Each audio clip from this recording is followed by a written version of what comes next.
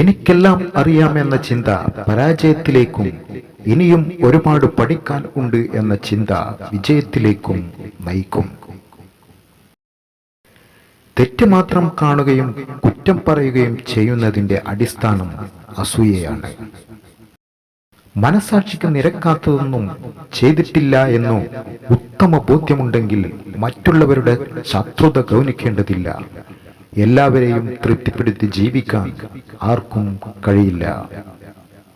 ജീവിതത്തിൽ ഒന്നും കണ്ട് അഹങ്കരിക്കരുത്. കാരണം നിനക്ക് ഇന്നുള്ളതൊന്നും നാളെ ഉണ്ടാവണമെന്നില്ല.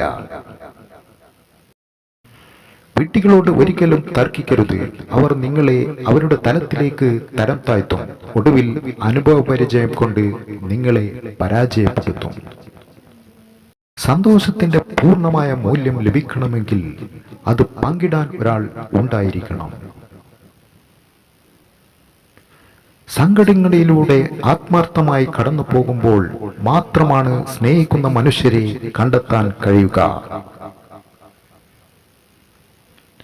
വാക്കുകൾ കൊണ്ട് യുദ്ധമാവാം, പക്ഷേ എതിരെ നിൽക്കുന്നവന്റെ കുറവുകൾ വിളിച്ചു പറഞ്ഞുകൊണ്ടാവരുത് നിന്റെ ജയമെന്നു മാത്രം.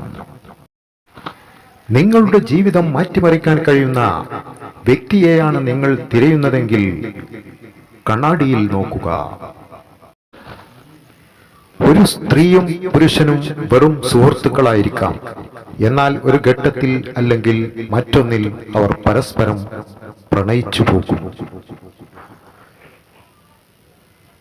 ആരോടും അമിതമായ സ്നേഹമോ കരുതലോ വാത്സല്യമോ കാണിക്കരുത്.